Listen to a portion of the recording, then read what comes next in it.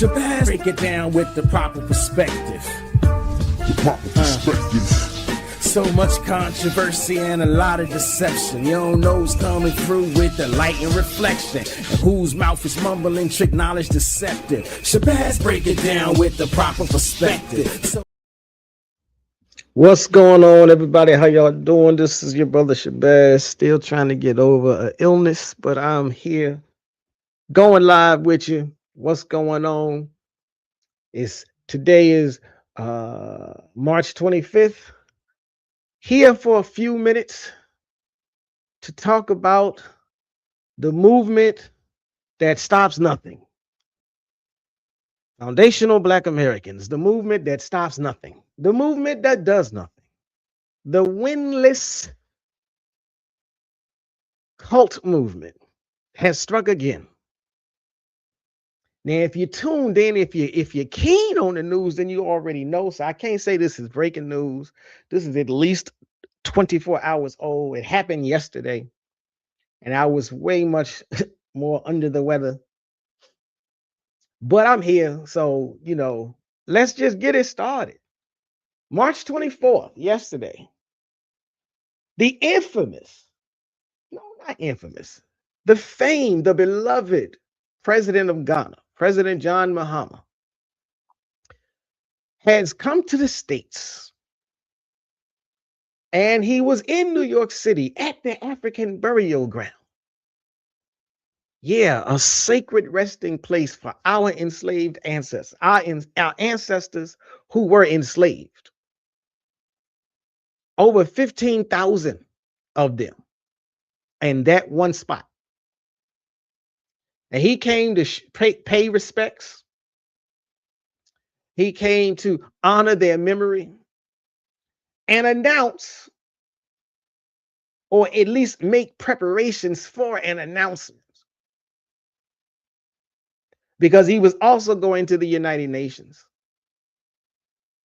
to push for and promote the idea that the United Nations should make a proclamation to officially recognize the transatlantic slave trade as the one quintessential, the most gravest, the worst crime against humanity in all of history. Now, this is important because you can't move legislation through the houses and through the bodies of power if you don't have grounds to say that there is a grievance. You can try, but you won't have a lot of luck. Now, it doesn't mean that you're going to instantly get the winning judgment just because you have this. But this is a valuable international legal step, because this is structural power. This is the kind of international leverage that moves conversations. When it comes to isn't real, things started moving against them when the international community started to say, hey, wait a minute, we have a proclamation.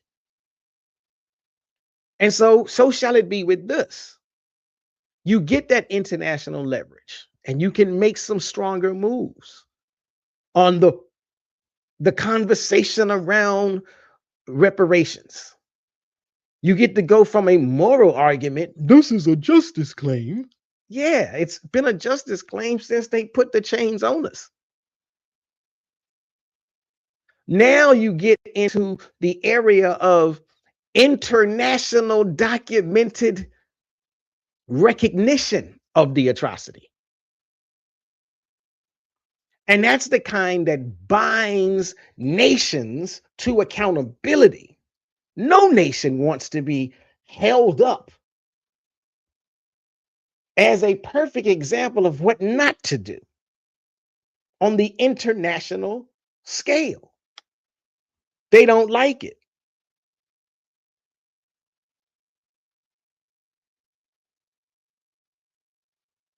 But it doesn't matter what they like. What matters is what we need.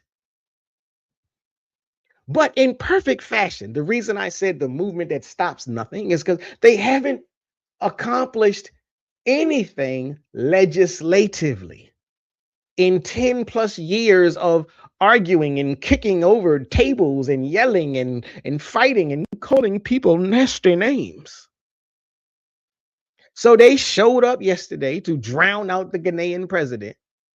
They didn't show up to celebrate. They didn't show up to stand in solidarity with a Pan-African government who's trying to deliver a concrete win for Black people worldwide. No, they showed up to show their ass. They didn't show up to even honor the ancestors that they say they trying to honor. Because their ancestors never would have behaved so stupidly, so ignorantly. They chose that sacred moment. They chose that sacred space to make noise, to try and make themselves the story. So they don't even want to have a conversation about reparations. They want to have a conversation about their foundational movement. So they don't want a resolution. They don't want checks. They don't want payments. They don't want get back, not revenge. I'm not talking about that. They don't want to fix. They don't want to elevate the conversation and move into changing policies. They just want to be shown. They want another Tucker Carlson nod. But that's who FBA is.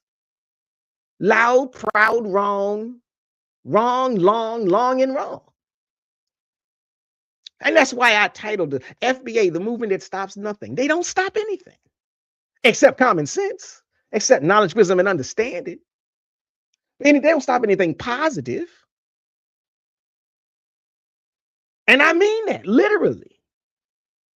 You know, they were the ones saying we got to leave the Democratic Party alone. When 92% of Black women said, y'all can shut up. 85% of Black men said, miss me with that. So they didn't stop the allegiance to the Democratic Party. And I'm not saying that they should have, but I'm saying that was one of their major campaign thrusts. Don't vote for Kamala. Well, 92% of Black women still voted for Kamala, and 85% of Black men still voted for Kamala. They say they're concerned with police violence, but they don't even go to the protests. They don't go to the marches and the rallies. They don't have any legislation that they have authored. There have been Pan-African representatives and congressional people.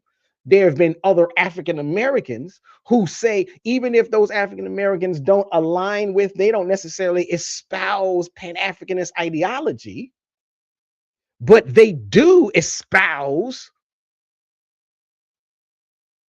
a belief in grassroots Black solidarity all across the American community and culture of Black folk. And they push towards, they fight for legislation to help curb police violence, or at least to hold crooked killer cops accountable when they get caught on camera. FBA ain't about that either. Shout out to Dan Deeds 3. Shout out to you. I see you joined the chat. I'm not sure what your statement is. It just says American thought of. So like if you could complete that, then you know I'll rock with that. I don't know what that's like, a incomplete thought as far as the screen is concerned. Maybe something got cut off. So FBA say they for the community. They ain't fighting to stop the prison industrial complex. They say they for the community. They ain't protesting gentrification. They don't show up when the corporations and the housing developers come into the community to dodge and figure out ways to loophole themselves out of responsibility. You don't see no FBA then. They haven't done anything to stop the collapse of public housing, but they do complain when they see somebody else get an apartment. They haven't initiated any structural policies, and they haven't initiated any positive structural policies, and they haven't stopped any negative structural policies that actually harm Black Americans. They've just talked ish. Shout out to Bob Cosmic. FBA flexes bank account. Exactly. King Flex himself. They'd have given that man more money than they gave Dr. Umar.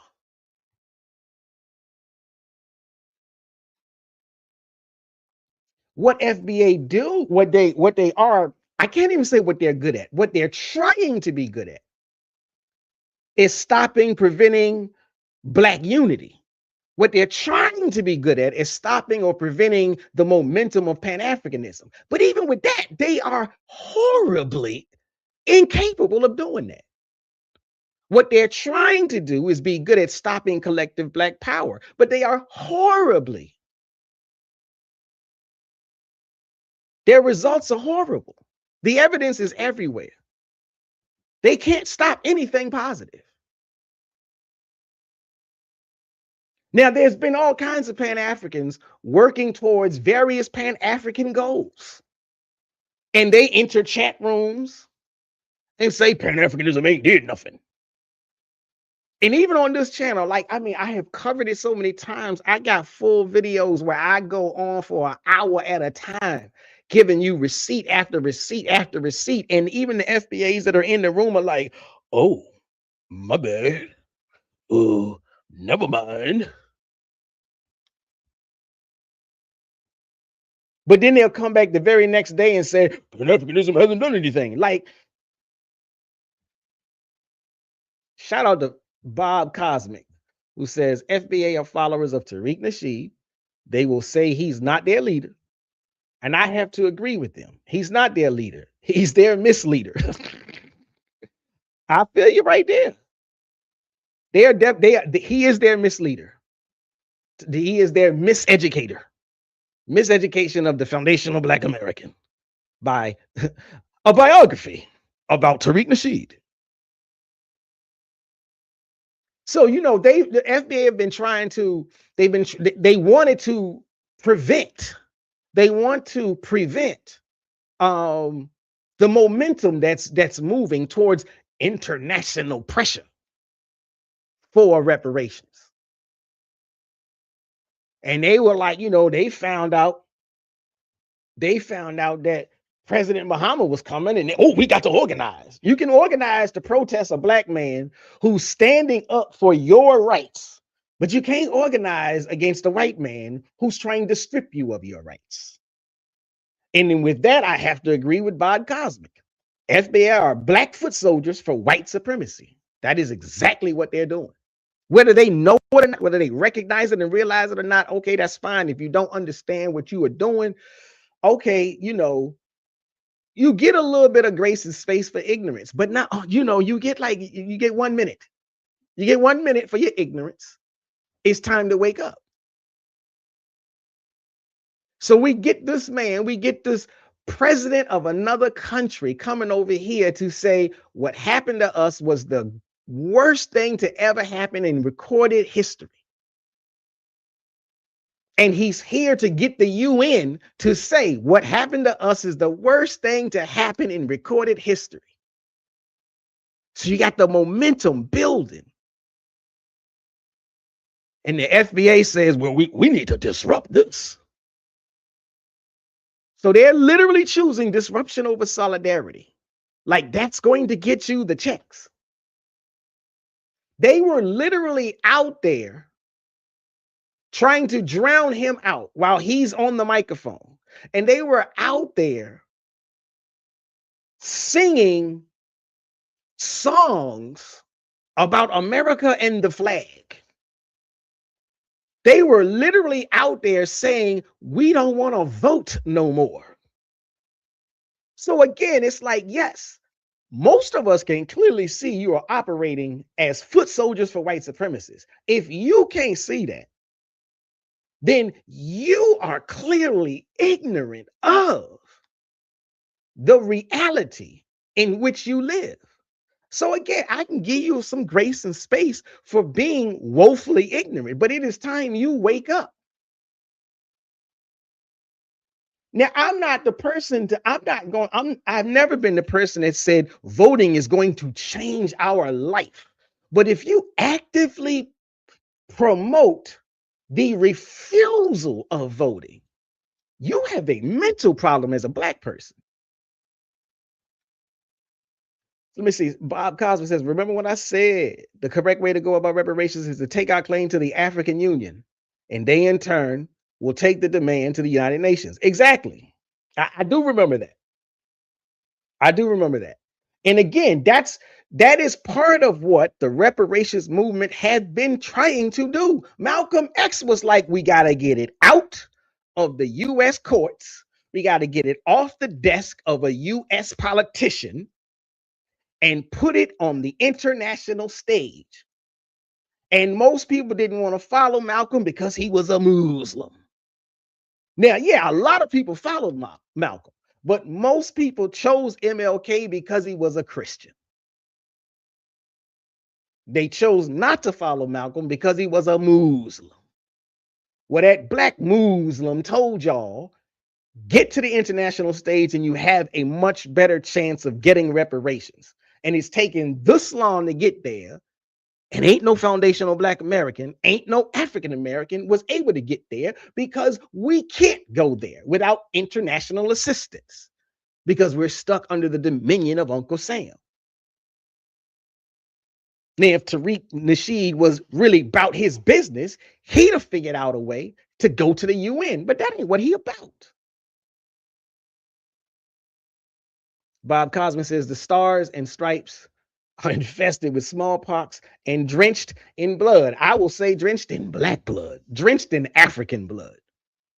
But those fools were out there singing. I can't remember what it was, either the Stars and Stripes, the Star Spangled Banner, or some song about American patriotism. While a man is on stage on the mic saying what happened to Black people is the worst documented crime in history, and they screaming, "We love America." Like the idiocy really just doesn't get, this is in the mouth of madness at the greatest extent that it could possibly be. They chose their American patriotism over the Black request for reparations. They trying to score more points with the Tucker Carlsons of the world. And that's not an accident. That's intentional. That is a pattern. That is all they want. They want a pat on their head by massa. They have spent the entire decade. They've been in existence for a little over a decade. They've spent that entire decade trying to divide Black America in and amongst ourselves and trying to divide Black Americans from every other Black population on the planet. They don't want you to see eye to eye with a Black Australian. They don't want you to see eye to eye with a Black Jamaican. They don't want you to see eye to eye with a Black Ghanaian. They want you sitting squarely underneath the thumb of the Tucker Carlsons of the world. As Bob Cosmic said, they are literally the Black foot soldiers of white supremacy. Everything they do is to the behest of, the benefit of our enemies.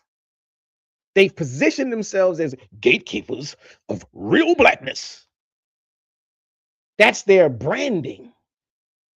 But their actual statements, their actual movements, coconuts at best, Oreos at best, Black on the outside, brown on the outside, white, lily white on the inside. Their actual function is lily whiteness. Their actual goal, I don't care what they say, proof is in the pudding. Their actual goal is to fracture Black political power, Black political movements. And they're doing it now because this is the time when this is probably the closest we've ever gotten. We've never gotten a reparations conversation on the international stage. It's getting there now, and they want you to Delineate. Delineate your brain from your body. Shout out, let me see. Bob Cosmic says, let's see if I can get this on the screen. Malcolm went to Ethiopia. He saw the Organization of African Unity, OAU, and he created the Organization of African American Unity, OAAU. The stagnation of Islam got shook as they knew that many Black people would gravitate to the OAAU, so they killed him to quash the movement. Okay. I can agree with that. Yeah, the long as we on the same page about who the they is, I'm gonna say the government and leave it at that. But the FBA keeps trying to position themselves as the Black gatekeepers, and really all they are is the Black bootlickers of white supremacists. They are the zeitgeist of crabs in a barrel, infighting. And not just regular, everyday, generic infighting. Infighting while the house is on fire. And even worse than that, not just the house being on fire. They the ones setting the fires. While Black people in general, African Americans in general, Pan-Africanists in particular, are trying to build bridges and set out fires, and they running around like arsonists. Now, here's what's really wild. And again, I got to go back to what I said. The movement that stops nothing. They're not even effective. They're not effective at their own stated goal, and they're not effective at their unstated goal. You know, they say they want to just help organize Black people. They ain't doing that. We need to just focus on ourselves and get our own house in order. You don't have a house, and you're not putting anything in order.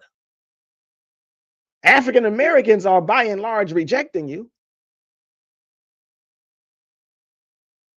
You claim to represent African Americans with this new label. Most people who hear about you like, this sounds interesting. And then once they attend one event, they join one TikTok live, they join one YouTube channel, and they listen to you for 30 minutes and they're like, oh no, I'm out.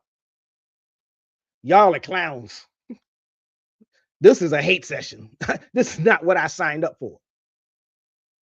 So you can claim to represent African Americans. African Americans are rejecting you. African Americans are doubling down on the term African American more than they are Black American now. Thank you.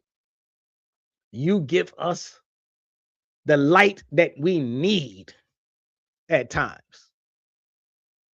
You claim you want to represent the families who were enslaved on this soil. Again, borrowing a phrase, we are of the soil, borrowing a phrase from white supremacists. That should tell you something. It's the white supremacists that claim we are of the soil. That's their terminology. And they're using it, borrowing it, co-opting it, because they're doing their own dog whistle back to the white supremacists. See, massa, I'm with you.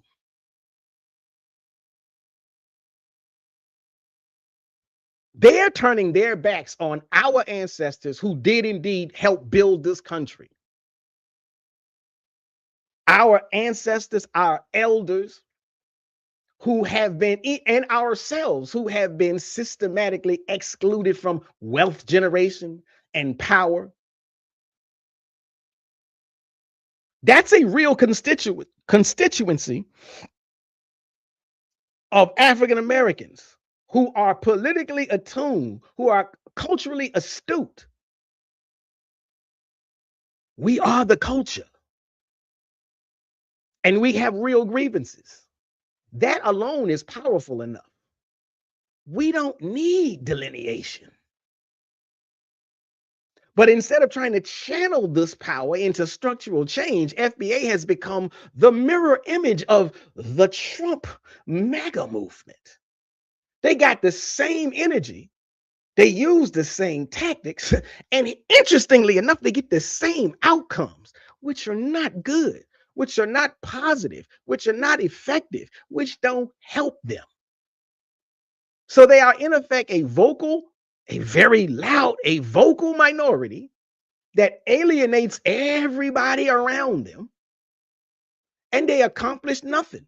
MAGA just knew getting Trump in office was going to help them. MAGA has lost money left and right, hand over fist. Now, what's going on with the oil prices? This is not what I signed up for. Yes, it is.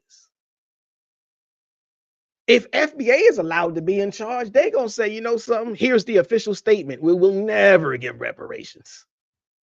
You fools got people running around talking about, I'm really an Indian. Well, Indians aren't owed reparations. We're really the Choctaw. You've been lied to, family. Well, the Choctaw ain't owed reparations. Now, anybody, you don't even have to be schooled in the reparations argument. This is just plain common sense.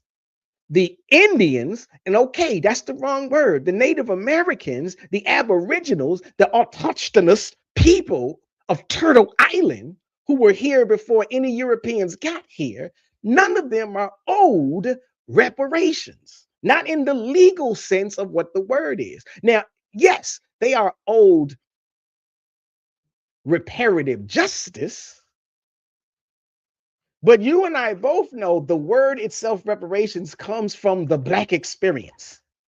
It doesn't mean that other groups have not been harmed. It doesn't mean that other groups don't have a grievance that deserves redress. But they don't call it their redress reparations for a reason. We're the ones that gravitated to that word and made it what it means in the political discourse of this country. Their FBA is doing more to kill the reparations movement than to build it up. Bob Cosby says, clowns, they're a freaking circus. True indeed. They are a freaking circus. All FBA buzzwords are lifted from white supremacists, and they just regurgitate them. They try to chocolatize them. They try to blackify them. And that's what I'm like, but don't be fooled. The next thing you know, they'll be jumping up and down talking about states' rights. Another dog whistle buzzword that came straight from white supremacists. I won't be surprised if you start hearing some FBA advocates talking about states' rights. They already talking about, let's not vote for the Democrat. We can't do that again. Thank God 92% of black women told them to shut the hell up. Thank God 85% of black men told them to shut the hell up. But they're going to start that up again as we get closer and closer to the next round of elections. Now, if you haven't, you know, whoever you are, you need to make your decision to go get registered and to vote. Because right now, Trump got everything so topsy-turvy, upside down. The only chance we got of, like, you know, it's real numbers when they say 300,000 or 500,000 black women are out of work because of Trump. That's a real number. And it's only going to get worse unless we get more Democrats or unless we get more anti-Trump candidates in office. And right now, I'm sorry, there's only one party that is definitely anti-Trump, and that's Democrats. You know, here and there, depending on your city or your state, you may have an independent. And if you do, rock on, more power to you. But think about this. MAGA shows up to disrupt. FBA shows up to disrupt. MAGA shows up to fragment the coalition they claim to lead. And look at MAGA now. Since Mr., you know, I'm not trying to say the word, you had to really look at and look at the screen because I ain't trying to get banned again. Y'all know who I'm talking about. Since he went away, MAGA been splintering left and right. MAGA been splintering left and right.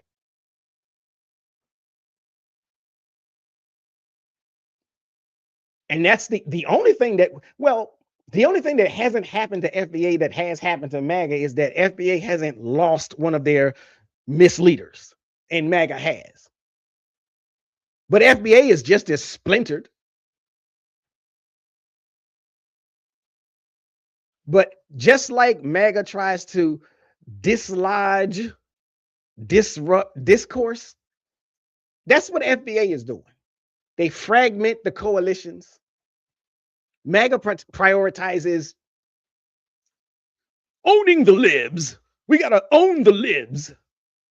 They don't care what the policy is. Red states are bleeding.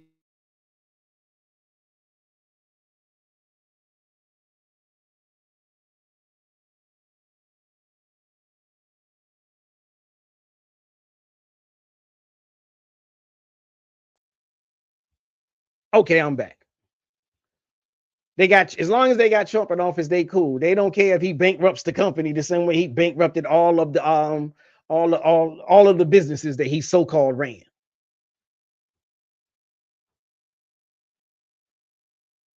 So MAGA prioritizes owning the libs. FBA prioritizes owning the Pan-Africanists.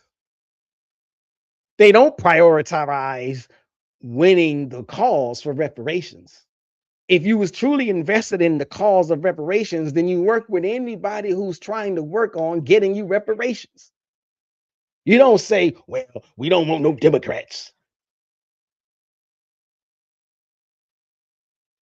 As if there's been a Republican that was in favor of reparations. Who is the Republican senator that have said, I think those people deserve it? Ain't been one.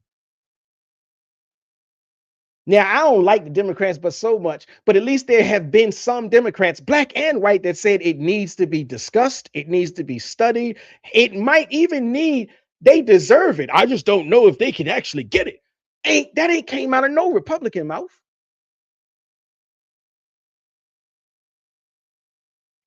But that's why I say the FBA movement, the movement that stops nothing. Both of these movements are losing. Both of these movements are isolated. Both of these movements are being watched by people around them who look like them. And the people around them are like, I am disgusted.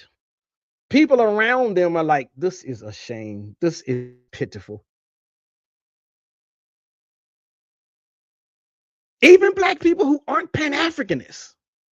Even black people who like, well, what's bricks? What you talking about? Is that the cement? Even black people who aren't following African geopolitics, who just want better conditions in their own neighborhood. They see FBA for the divide and conquer cult that it is as the enemy to black progress. And that's not because they disagree with centering the African American. It's because they see that the FBA movement has made it clear. The FBA movement has made it crystal clear that they care more about conflict than resolution. That they care more about fighting than getting results. They went to New York and showed their dumb asses.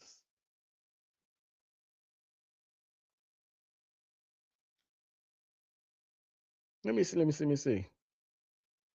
Bob Cosmic.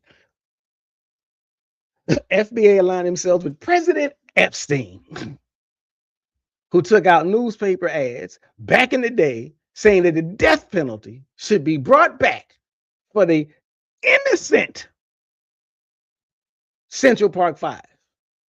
Make that make sense. Shout out to Bob Cosmic. He got his thinking cap on correctly, because you can't make that make sense. But I have heard FBA's trying to make that make sense. Well, how do we know that they were innocent? You're a fool. You've been living underneath a rock. That's just foolish talk. Yeah, yesterday was supposed to be a day when black people worldwide celebrate a real victory. The Ghanaian president standing on American soil with the United Nations backing the declaration, the proclamation that the transatlantic slave trade was a crime against humanity, worst crime in documented history. Even sensible people who don't see eye to eye will say that is a good move for us. But FBA are not sensible people.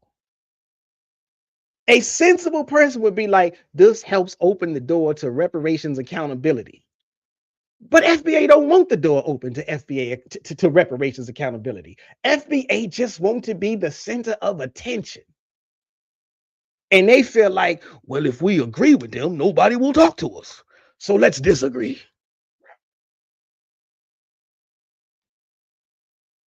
So for the FBA movement, they tried to make yesterday a day for demonstration, a day for polarization, not a day about liberation, not a day about reparations, but a performance, a day for noise. And again, here's the funny thing. They wanted to stop the president from making his speech, and he made it anyhow. So they don't stop nothing. They wanted to stop the UN from making the declaration, and they didn't. The UN made the declaration anyhow. The FBA is the movement that stops nothing positive. Their desires to stop anything positive simply doesn't matter because the positive people still keep pushing. They are only about being heard. People heard them and kept paying it. People heard, oh, that's them FBAs again. Yeah, listen to the president. People saw them. Oh, yep, there they go out there. They right over there across the street.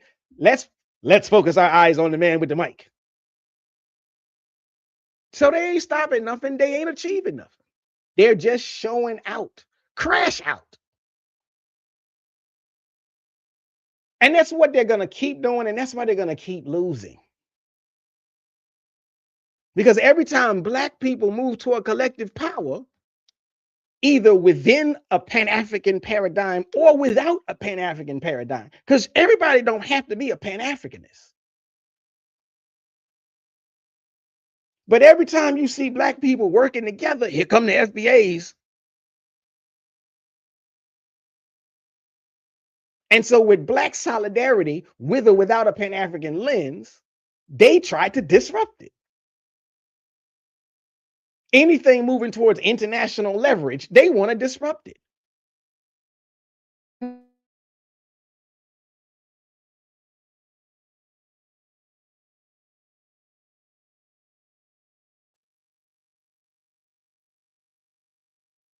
When Black people are working toward structural change, toward policies and legislation that would transform our everyday lives and the conditions of our own people, here come the FBA. No, we ain't about that. And they don't do it even out of principle. It's like contrarianism. They do it out of the need to just be different, the need to be the opposition, the need to be the dissenting voice. Well, I'm just going to have to disagree with you. Why? Because I need to disagree. Actively trying to be the problem that nobody asked for, that nobody requested, that nobody wants.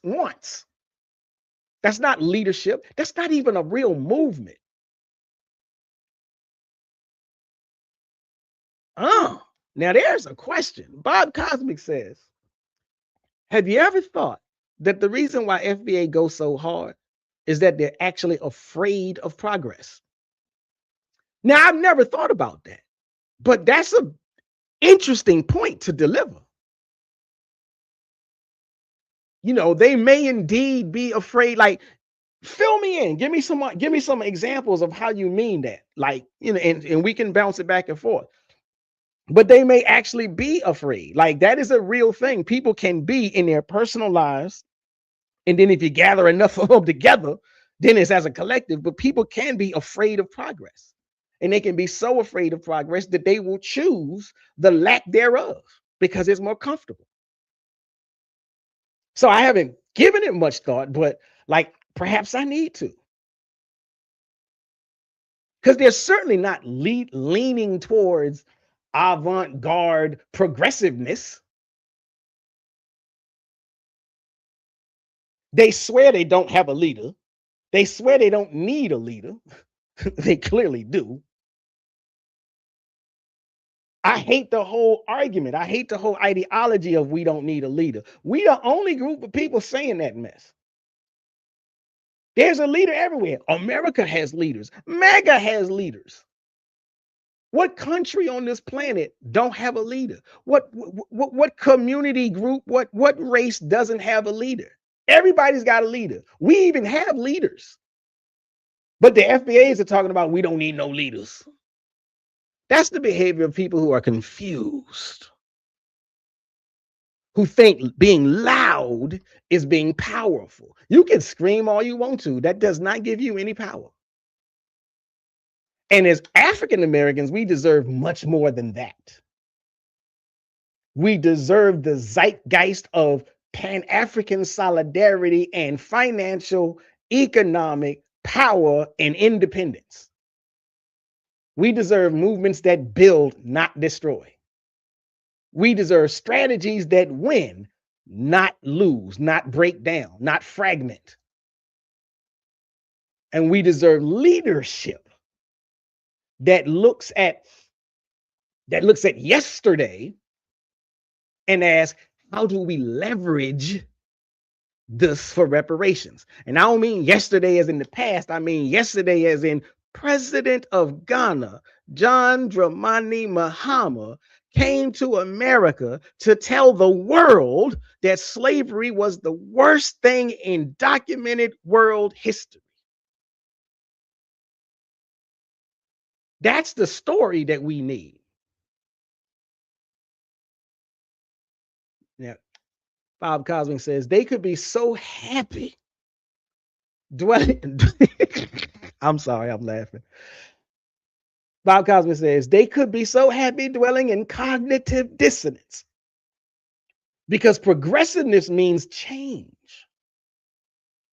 And from what I can see, they love to cry out, woe is me. Everybody is getting theirs and we're not. Just saying. Now, again, that's a keen eye. That's a proper perspective on the FBA movement. Because one of the things that I tried to express and show and prove on one of my last videos, because they keep saying this thing about Pan-Africanism ain't did nothing for us. So I'm showing you in like an hour and a half, I'm showing how Pan-Africanists themselves, and I mean literally the Pan-Africanists, not just like, you can have examples where a Black American happens to do something with somebody from Ghana or somebody from Jamaica. Now, I would say that's Pan-Africanism, but that's Pan-Africanism light, or that's indirect Pan-Africanism. But I'm talking about examples where people who proclaim Pan-Africanism, people who live their life saying, I believe in Pan-Africanism, and they are doing things with other people, Black people in America, who claim the Pan-Africanist label, and they are doing business ventures with Tanzanians and Kenyans and Ugandans and Jamaicans and Ghanaians and Nigerians who proclaim themselves to be Pan-Africanists. And so I'm like, I mean, you're right. What Bob Cosmic is speaking to, this is a group of people who this whole woe is me, everybody is getting theirs. The problem is some of the everybody is us.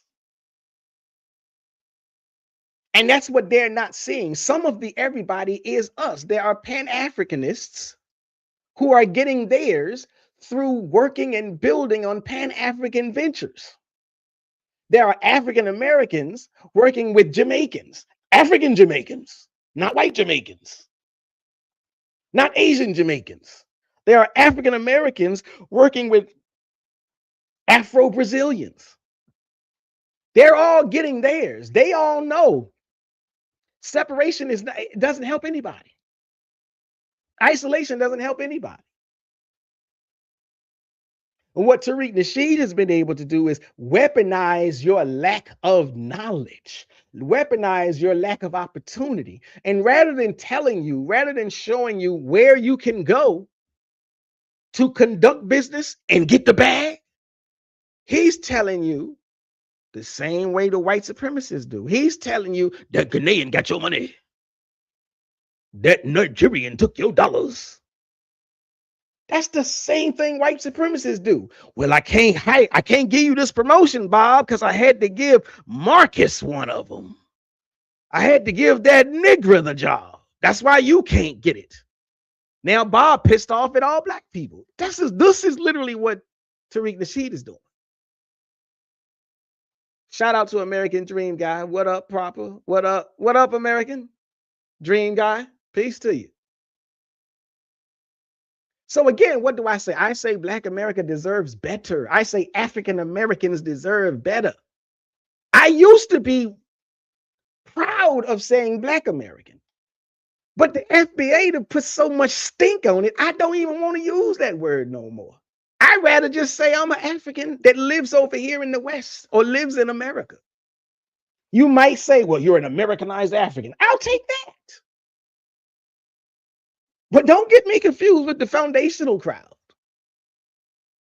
But as African Americans, we deserve better. We deserve movements that build, strategies that win. FBA has chosen the path of greatest resistance, the path of black white supremacists. And it's the heart of, it's the very reason why they don't build anything. It's the very reason why they stop nothing. They can't prevent anything.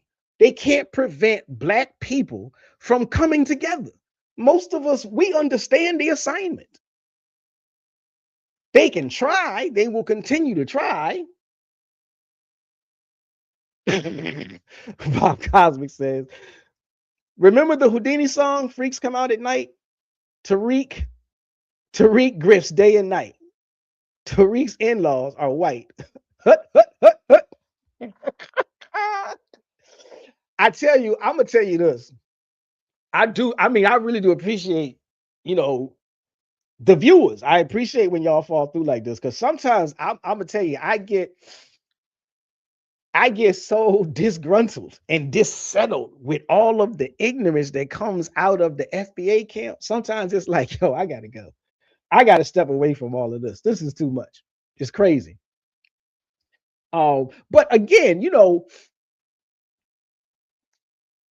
I don't even know what else to say. I thought I was going to read this article, but I don't have the article. But again, the fact that Ghana is already on record. Here's the thing. Ghana's already on record as being a Pan-African state. Or at least, I'm not saying they're 100% Pan-African, but they were started. Their first president was Pan-Africanist.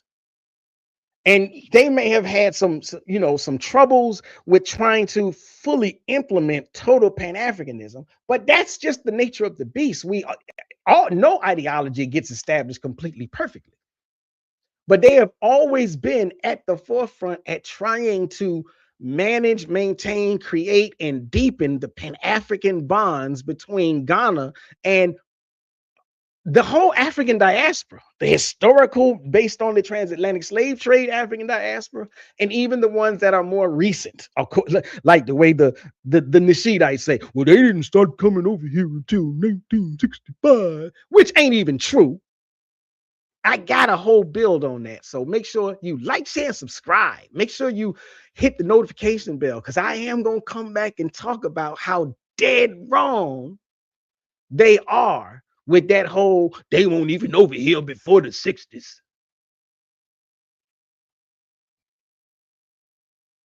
Bob Cosman says, FBA exists on Twitter. I mean, X. Excrement. And YouTube. Anywhere else, I'm not aware of.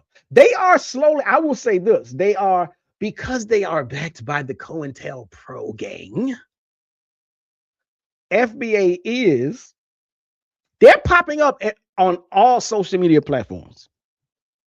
Wherever they see a presence of Pan-Africanism, wherever they see a presence of different black populations, especially if they're working together, especially if they're talking to each other and complimenting each other and showing black love to each other, FBA show up.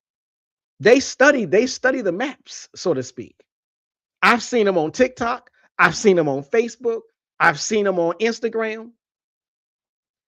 So now, and it's funny that you say that, Bob Cosmic, because I'm aware that they're all over Twitter, but because I haven't spent a lot of time on Twitter, excrement, I haven't encountered them as much over there. I have spent most of my social media time on Instagram, Facebook, YouTube, and TikTok, almost in that order.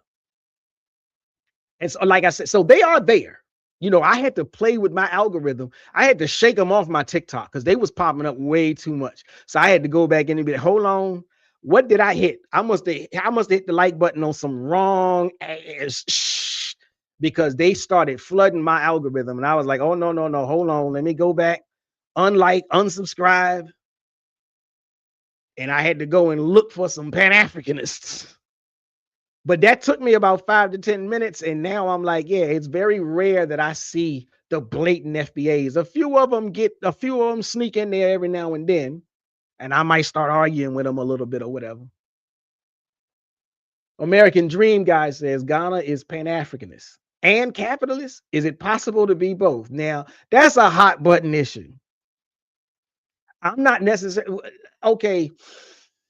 Even if I were going to tackle that question, then I'm like, well, just right off the top, you know, I'm not going to say I studied that. I don't know that I would consider Ghana a capitalist. Ghana is a nation, and all nations play with these governing systems. Like America is not a pure capitalist, although America is a disgusting capitalistic country. It's not a pure capitalist country because we have Social Security and we have social programs. They are fastly trying to get rid of them. They're trying to underfund them and defund them. But, you know, not trying to split hairs. I'm just not sure, American Dream guy. I'm not sure what you mean by Ghana is Pan-Africanist and capitalist. Is it possible to be both? Again, I think a lot of times that because I have to give credence to, I have to give space and grace to the idea that nuance is very important. So I'm not trying to back myself into a corner, and not just for the sake of an argument or whatever, but I can't say that you can't be two things. My cousin brought this up maybe a couple of weeks ago, I'm not sure, but I think his question was, can you be FBA and Pan-Africanist? And I mean, you should go check out that bill that he has because it's deep.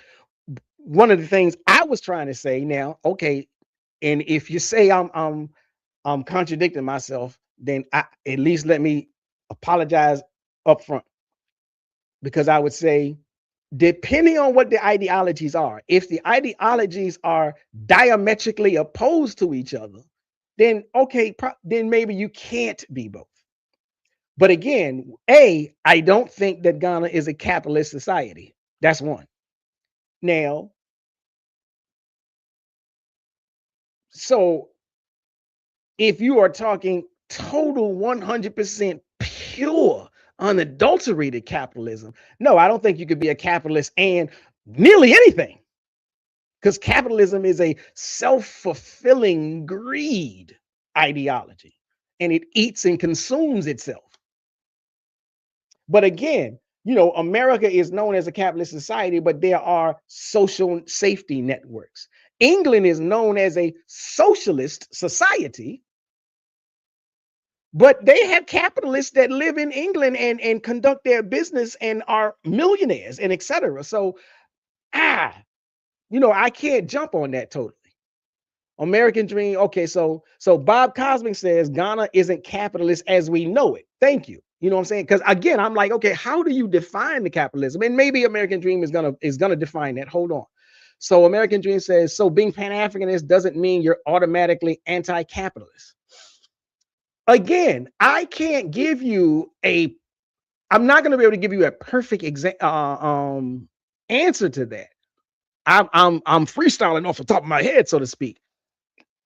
But let me see. So being a Pan-Africanist doesn't mean you're automatically anti-capitalist, depending on how you define capitalist. Now, Bob Cosmic says capitalism is exploitation and oppression. So if you define capitalism as exploitation and oppression, being a Pan-Africanist, you're not going to ride with that. A Pan-Africanist is not, Pan-Africanism is anti-exploitation and anti-oppression. But again, that's why I say I don't see Ghana as a capitalist country or a capitalist society. So as far as what is capitalism, and if we want to play, not trivia, but if you want to look it up, we can look it up and see what are some alternative definitions to what capitalism is. We could play, we could play with it a little bit. And I could go to Google and say, define capitalism in non-sophisticated ways to answer the question as to whether or not you can be a capitalist and a Pan-Africanist.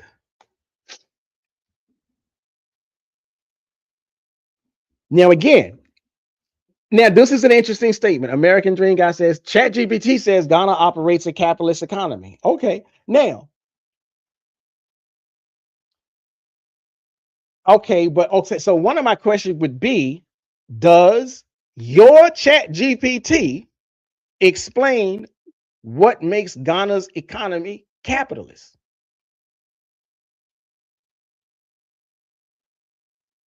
Because again, how a tool provides its answer is as important as the answer it provides. And how a tool defines terminology is as important as how it provides the answer. Now, my ChatGPT says capitalism is a system where people can own business and property privately. Period. That's what it says. It says that capitalism is a system where people can own businesses and property privately. So if that's another definition. I'm not saying it's the standard. I'm not saying it's the only. I'm not saying it's the one that you must use. I'm saying that when we ask these kinds of questions, we have to be mindful of the variation of definitions, the source of those definitions and the variation. So again, if this says people can own businesses and property privately, when Ghana can Ghana be Pan-African and capitalist? Well, if in Ghana a person can own their own business, yeah, that's plain and simple. If you can own your own business in Ghana and you can own your own property in Ghana, then Ghana is a capitalist society, but it is also Pan-African in its ideology. Now, again, American Dream Guy says that's the capitalism in Ghana according to ChatGPT. ChatGPT says Ghana operates capitalist economy. Hold on. So peace to Grace Saki 398. Thank you for showing up, joining us. Peace to you. So again, American Dream Guy. Again, the only way to answer that question honestly is to first stipulate the definitions that you're trying to use. Now, everybody, if you venture into this kind of a conversation, most people will be like, yes or no, and then start talking about why. I'm not trying to do that, because the only way to answer that is say, well, hold on first. What is your definition of capitalism? So again, Bob Cosmic said Capitalism is exploitation.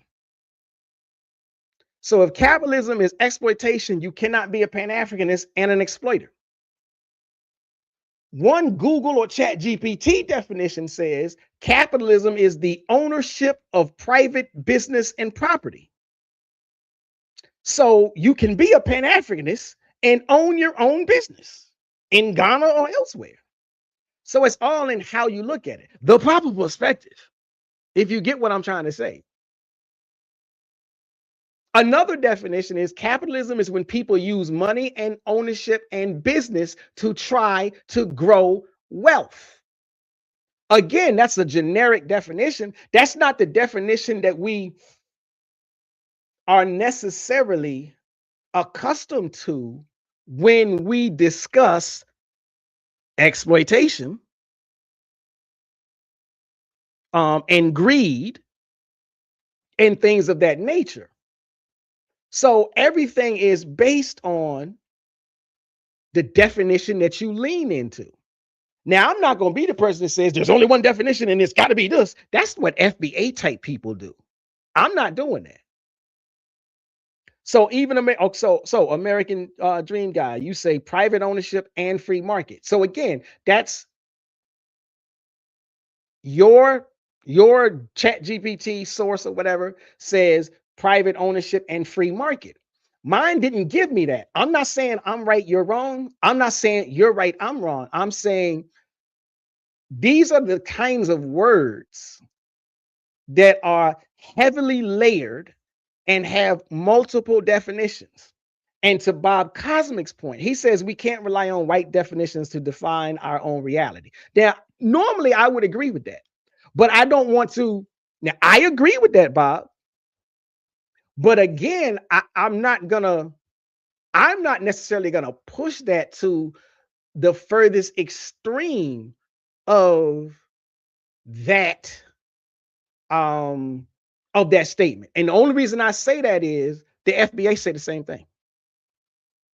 The FBA are making up words. The FBA are twisting words because they say we don't have to rely on white definitions. One of the reasons that they scream, this is a lineage, is because they know they are misinterpreting, they are conflating, they are misdefining the word lineage, and they don't care.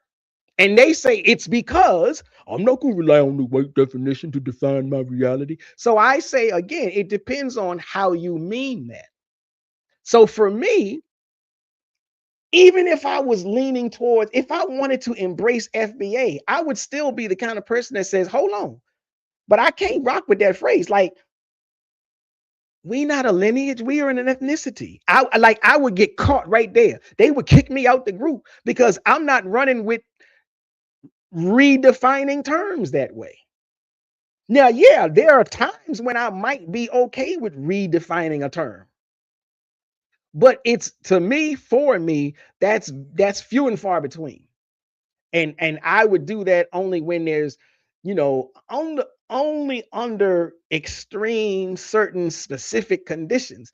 I would rather be like, well, maybe I could just find another word that more aptly describes what I'm trying to discuss, rather than simply just grabbing a word and make it mean what I want it to mean. So again, if we go back to, so we're throwing around different definitions of capitalism. If we might throw around different definitions of Pan-Africanism. So one definition is the belief that African people worldwide should unite. So, okay, if that, and I'm not saying that's the official definition, I'm saying that's one way to define it. So if you believe that African people worldwide should unite, you can also say African people worldwide should own property and businesses. Voila, you're a Pan-Africanist and you're a capitalist. But again, that doesn't mean I'm pro-capitalism. Capitalism, as we understand it in America, is about exploitation. And in that regard, no, I would not suggest, and I would not promote the idea that Pan-Africanism can be held in juxtaposition in accordance with capitalism. So it all boils down to how you define a thing first.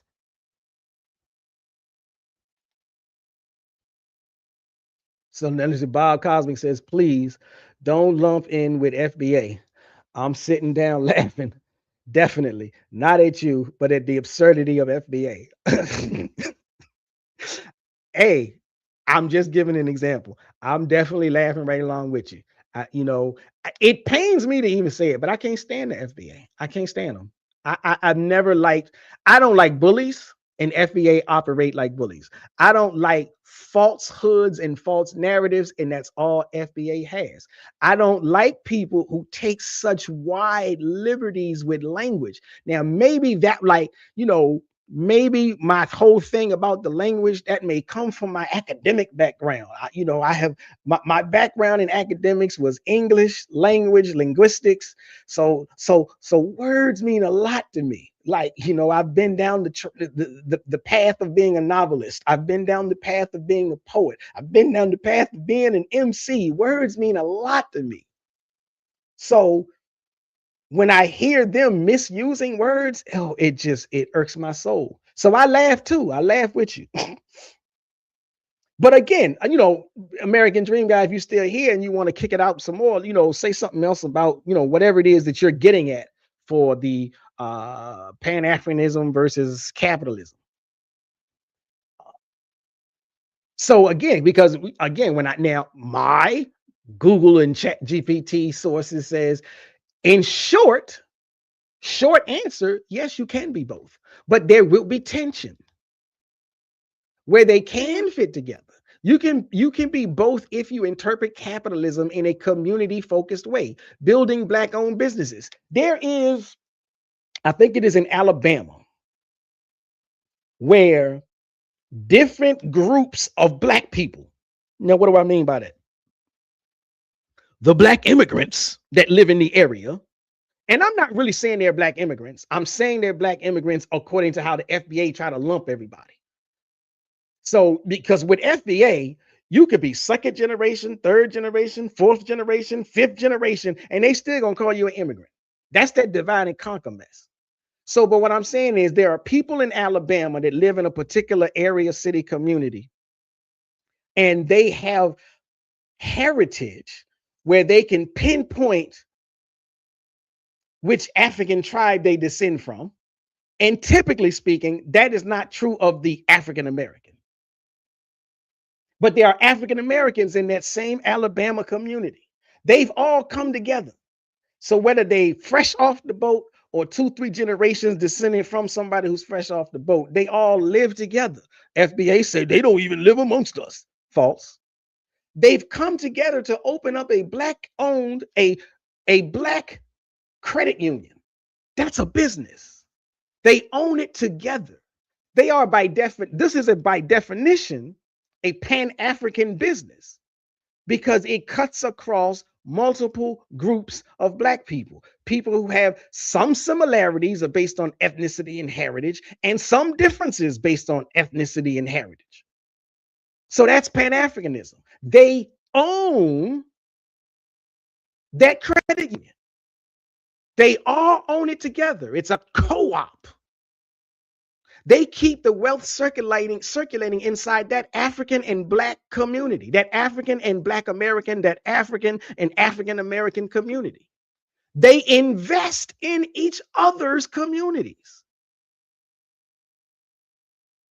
So in that regard, they are African, they are capitalists, they are African American, they are capitalists, they are Pan-African people by ideology or the mere fact of what their heritage speaks to. And they are owning that business. And they work together. Collective capitalism. Now, that's the same as cooperative economics. So that is the Nguzo Saba, the principles, the principles of Kwanzaa, in effect, manifest, direct. So American Dream Guy says, I appreciate your Chat GPT response. Thank you. And Bob Cosmic says, I've been in the trenches going hand to hand with FBA. And when I bring up the point, where is the black peoples of the world's constitution? FBA say there isn't one. When I correct them, they lose their minds. Exactly. That's the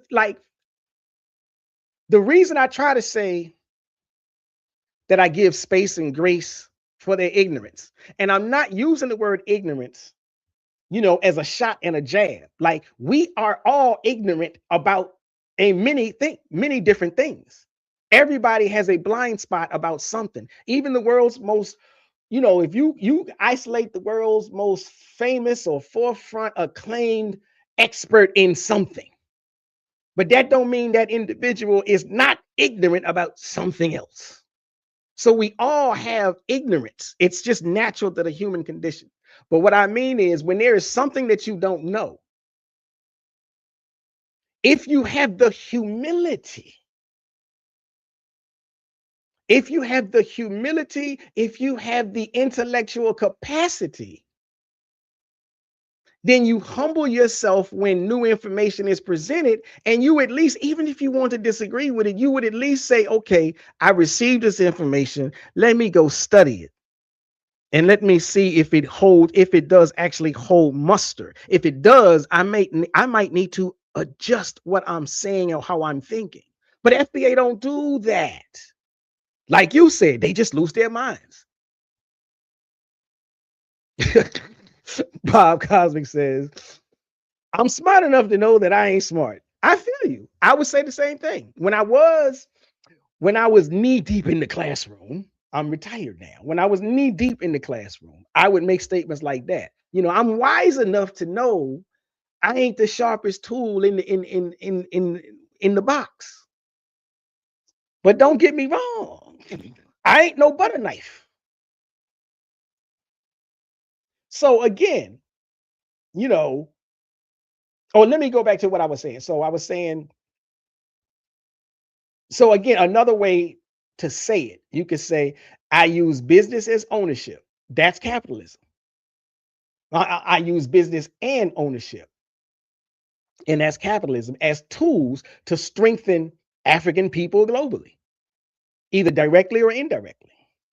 Now, that doesn't mean that there's zero conflicts, because there will be. And the conflict is, like, I said all of that to say you can be Pan-African and capitalist under certain guidelines and rubrics. But now, if we move away from that, yes, there's going to be a conflict. Because historically, capitalism, especially, and here's the thing, especially Western capitalism, especially European capitalism, because everything that they do is tied, lives and breathes off of greed and exploitation. So Western capitalism is intimately entangled with colonialism. It's intimately entangled with exploitation of labor, resource extraction from everywhere. What did they go? They went to China for exploitation and resource extraction. That's how they got gunpowder. They went to India for extraction of resources. They had no spices in Europe. So even after they learned how to cook food, they were eating, let's just make this real simple. Once they figured out that you could eat chicken, once they figured out that you could cook a chicken and eat it, they still didn't have any spices until they figured out other places. They went to India and lost their minds. All this stuff make food taste good. I must have it. Resource extraction. Now, Pan-Africanism, in this regard, Pan-Africanism is the overriding zeitgeist, the overriding impetus for liberation from those resource extraction models. Pan-Africanism is economic independence. Sometimes it comes across under the language of socialism. which I don't necessarily agree with, but I understand that a lot of people, especially African Americans, or especially people that, when you're in these circles, you find your way, you navigate through the halls of, through the schools of ideologies. And so you will find yourself under Karl Marx and whoever the other guy is. And I don't blame people for stopping there, but I would encourage people, if you're reading Marx, if you consider yourself a Marxist, then I would encourage you to read Kwame Nkrumah, because he took Marxism and said, there's some European things in us that don't work for us. So I can't be 100% Marxist. And he reworked it.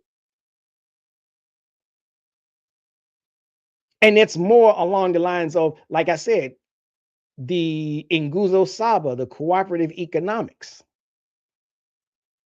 But the tension is real. The capitalism that the American, the European, the Western, the global North capitalism that rewards individual profit, that encourages individual profit, that glorifies individual profit, especially at everyone else's expense.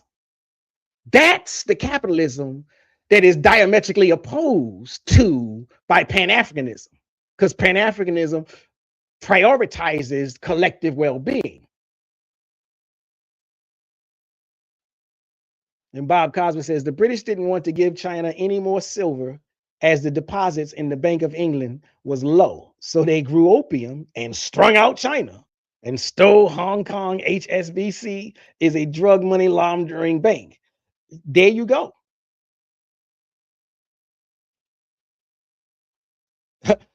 Bob, because of Western and European capitalism. Yeah, you're a carpenter. You nailed it. Thank you for that. You nailed it too, bro. And for anybody that is even remotely interested, I co-sign this statement. Bob Cosman says, study how Europe underdeveloped Africa by Walter Rodney. That is, that is one of the quintessential must reads. If you are into Pan-Africanism, if you are into anti-capitalism, if you are into anything that is under the umbrella of wokeness, then you need to read How Europe Underdeveloped Africa by Walter Rodney. They killed that man for that book, as they have done several other great African writers. So again, if you prioritize community over profit, then maybe you can hold space for both methodologies. If you work to and actually implement strategies that avoid, eliminate, restrict, exploitation, then you can probably operate under both schools of thought. If when you make your money, when you get your bag, if you help build infrastructure and not just personal wealth, the problem that people have with the 1%, the billionaire class, is the billionaire class is not interested in building infrastructure for anybody other than themselves. That's why they literally trying to figure out, what can we build to go to Mars, as opposed to what can we build here on Earth to improve the lives and the livelihood of Earthlings. But again, that's the European capitalists. If, as a Pan-Africanist who owns businesses and property and who generates profit and builds wealth, if you think long-term and you try to support Black empowerment, African empowerment, then you can hold both. But if all you do is operate under the idea that I got more and I want more, like Busta Rhymes said, give me some more. If that is the end goal, just stacking and stacking and stacking and stacking and stacking, okay, no, you can't be a Pan-Africanist. because you have zero concern for your fellow man, for your fellow brother, your fellow sister. Bob Cosby says Walter Rodney was banned from Jamaica by the Jamaican government, who represent the British Crown, because he started to empower the Rastafarian, who were the most oppressed in Jamaica. You know, shout out to the Rastafari. I love the Rastafari. You want to talk about some brothers that can open your mind, especially if you under the spell of the Bible, the Rastafari can wake you up. And because they still kind of fit under the umbrella of Christianity, you might listen to them a little bit more. Like I'll be honest with you, the Nation of Islam is what woke me up. Elijah Muhammad is what woke me up. But I grew up in a Christian world, and I didn't want to hear nothing else from Christians. So it was going to take a Muslim to come at me, because, well, let me get off the Christians, because most of my friends is still Bible thumpers. So again, the real dividing line between Pan-Africanism and capitalism comes down to how you practice it. And it becomes, it's a contradiction in terms if profit comes at the expense of your own people, of your Black people, your African people, your African American people, your global African community. If you begin to replicate extractive systems inside the community. I think this is a topic that comes up when people start discussing the pros and cons of the moguls in the hip hop industry, but I ain't gonna really try to go there right now. If you are instrumental, or if you are helping wealth leave the community instead of circulate inside the community, then there's tension between your Pan-Africanism and your capitalism, and it seems as though your capitalism is winning out. So maybe you not, maybe you ain't both. And so again, as long as capitalism is viewed in the totality of, like, again, I try to push for nuance. So I wouldn't necessarily say that capitalism is only defined as exploitation. But capitalism can be a method if Pan-Africanism is your purpose. Because again, nobody, like, who in the world is going to say don't get paid? Like everybody, like, I don't know anybody that isn't interested in increasing their streams of revenue. So capitalism is not about the acquisition of wealth in and of itself. It's about what you do to get the wealth. It's about what you do to keep the wealth. And it's about what you do with the wealth. If you lean towards exploitation once you got it, all right, well, it is what it is. Bob Cosmic says, we was here before any religious books was created. This is absolutely true. Religion is a set of rules created by insecure men to subjugate women and control free-thinking men. We was here before any books was written. This is true. This is true. And it goes back, I don't care how far back you go. You can go to Africa, you can go to ancient Kemet, you can go to the civilizations along that sprung up all along the Nile before ancient Kemet was the historically recognized civilization that it is. You can go down to where the San people were. Spirituality has been our calling card since we've been on this planet. So again, okay, so we good. We covered. I mean, that was a good question. I do appreciate American Dream Guy for asking that question. It's a heavy topic, and I know it is one that oftentimes in woke Black circles gets the superficial treatment, I would say. Not on purpose, but it is a difficult conversation to have, because most of us in the woke community, in the conscious community, we have come to that term under the tutelage of the Marxist principles.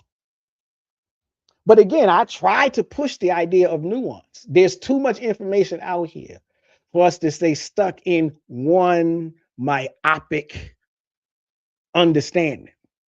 Now, once you've done the study, and you can still say, hey, I've looked at everything, and I will still come back to this. That's fine. At least you took the time to examine it all.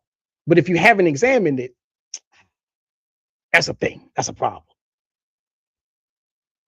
Now, again, por favor, please hit the like button, share, subscribe to the channel, turn on the notification bell. I shout out to Bob Cosmic for being here. Shout out to American Dream Guy for being here. Shout out to, let me see, I know it was one other person that popped in here. Shout out to Grace Saki for being here.